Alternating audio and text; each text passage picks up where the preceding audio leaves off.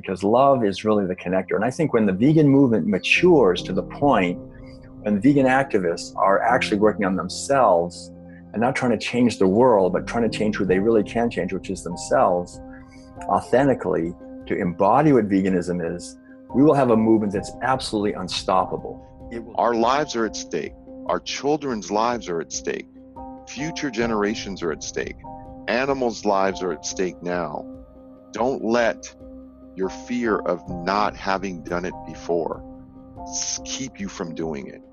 Don't admit that these people in office are smarter than us, that have more compassionate intelligence than us, because they don't. We have that compassionate intelligence, and it's up to us to get them out of office and replace them with us. I think veganism is the beginning of an otherwise absent initiation in which a child learns his or her place in part of a local and global village. And they learn this responsibility to the tribe and to the land and to the energy and to other countries. Just being weak in media literacy limits our activism and limits our opportunities for engaging people educationally in the public, because we don't even really engage with the content that we share with one another and like with our peers who are not vegan or who don't understand animal rights.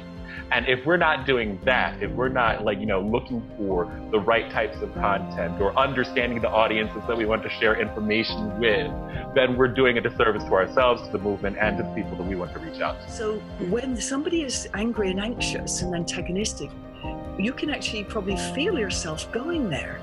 And you start sort of talking faster or trying to remain composed, but you feel angry on the inside. You are literally what we call entraining to where they are going. And then we're both in a fighting match.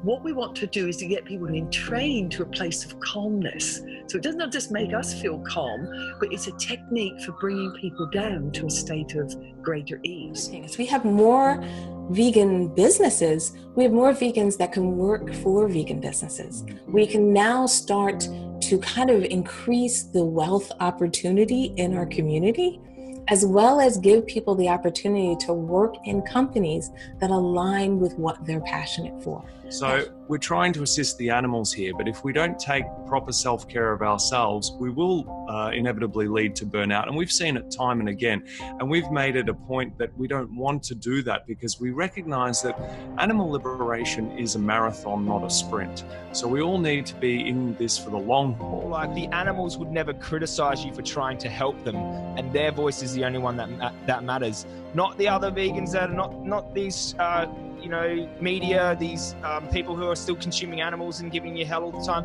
None of their voices matter. The animals are what matters. And what would they think of your efforts? Would they be happy?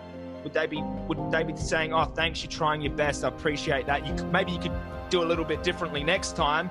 That approach didn't work so well, but thank you so much." And we're all trying our best. There's no handbook on how to be vegan activist. I mean, everyone's got different styles and approaches and what works for them.